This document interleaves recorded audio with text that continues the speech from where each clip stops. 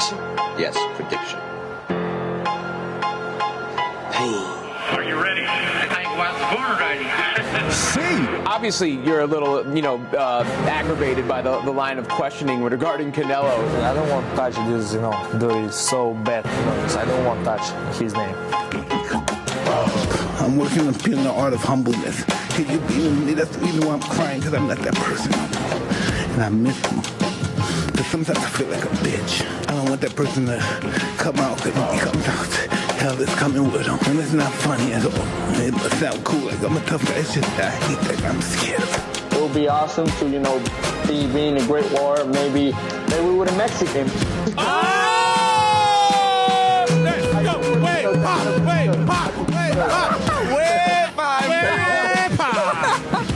I have to put the joke. No, hey. Thank you. Perfect. Fair play, man. I appreciate Good you. timing. I can't put predictions, man, but I definitely don't want to leave it to the judges.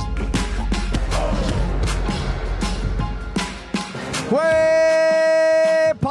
Seguimos en vivo, damas y caballeros. Aquí estamos nuevamente. Longliveboxing en vivo podcast. Manny Marrero.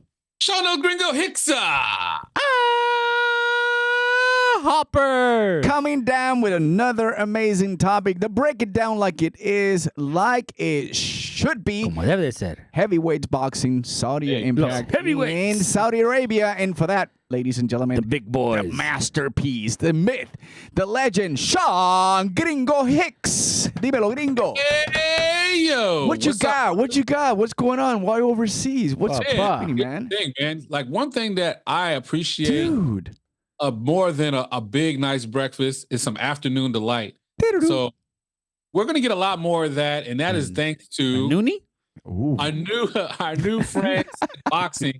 Now, I know a lot of people have strong opinions of them, questioning as far as like, because it's so different and, it's ours, and that's how the UK fans feel and the American fans feel and, the Mexican fight fans. And trust me, boxing is a global sport, and I think the more we embrace that, the more we can move up the charts. Right now in the world as a sport, we're behind a lot of other sports. We're number 14 as far as viewership. Tied for 14. Right. We're way behind cricket. Cricket is kicking our ass. Oh, man.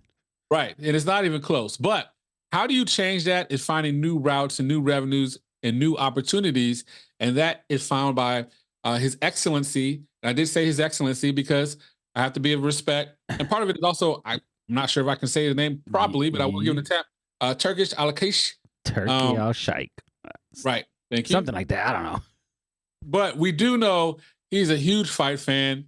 And not only a huge fight fan, he's backing up a lot of the things that people feel as problems where fighters are getting overpaid by the PBC. Some people are kind of even looking at Eddie Hearn for doing that because he had to compete with that, and the market got a displacement. In fact, interview recently came out a few hours ago where it was a one-on-one or a face-to-face, which I definitely encourage you guys, and we'll put the link in the description, where it's Eddie Hearn on the Zone platform talking to Oscar De La the Hoya. Golden Boy. It is an amazing interview. That was a great interview. Thank you for sending that, Sean. Like, wow. That's just the like the power of boxing right there. Right now. So but one thing that stood out to me more than obviously than De La Hoya sweating was the fact that he referred to, why was he sweating? Well, I mean, honestly, I think because Eddie Hearn was kind of bringing it, to be honest, to be respectful. It wasn't, Booger Sugar maybe, allegedly. But Jingle bell, jingle. I'm sorry, Sean. I didn't mean to interrupt you. I do think that the thing that stood out to me is sometimes not what you say, but it's how you say it. Right. And they kept saying that they saw the Saudis' insertion into the sport as a disruption. So, and I was like, whoa, disruption sounds negative. It's negative from the standpoint because they're trying to corral these prices again and get the market back in place.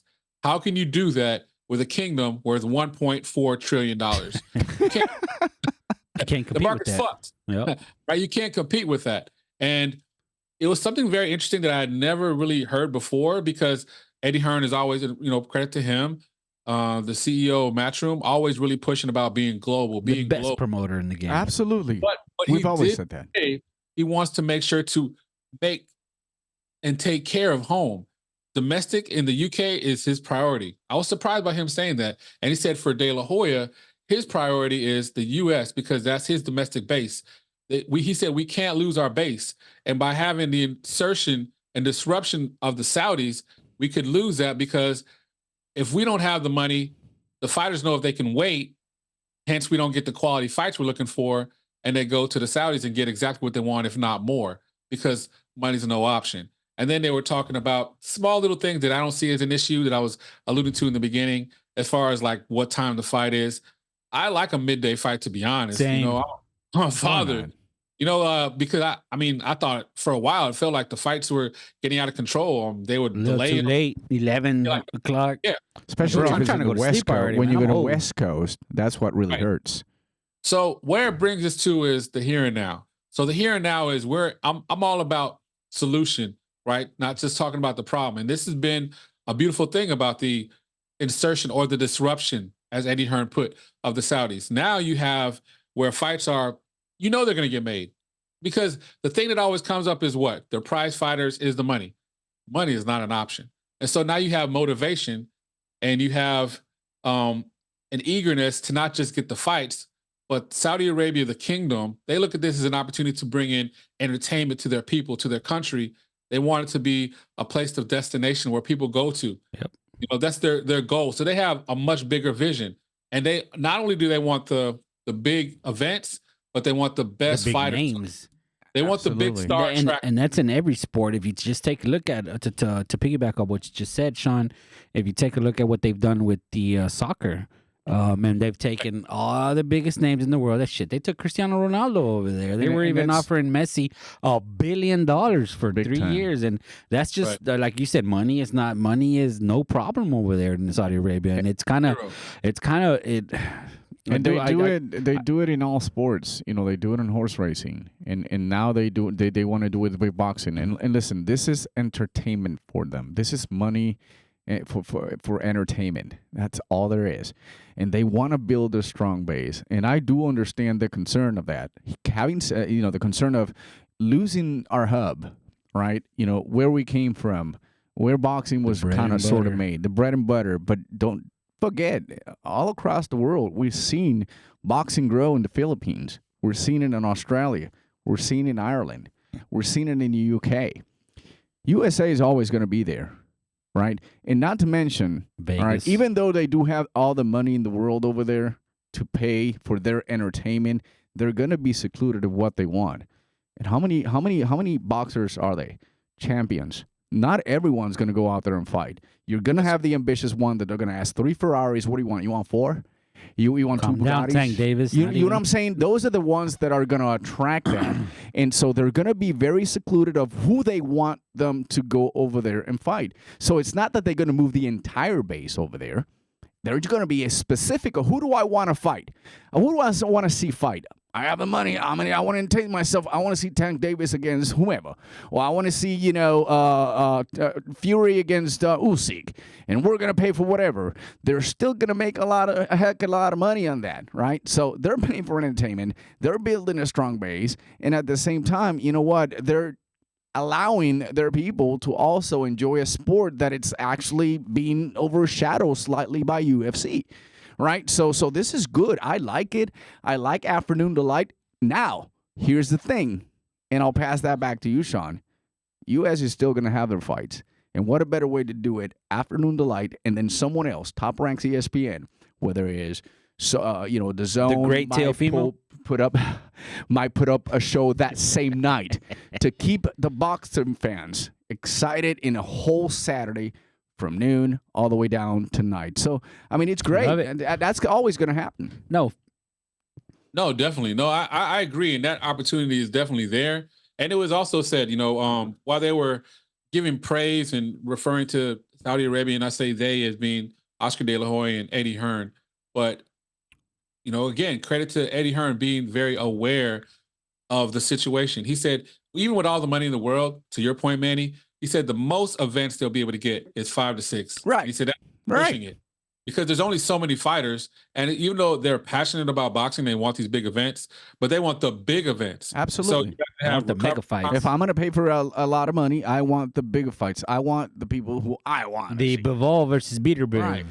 Right. The right. Fury versus You Usyk. obviously know that they don't have any interest in Canelo and Benavidez because they would have made that happen.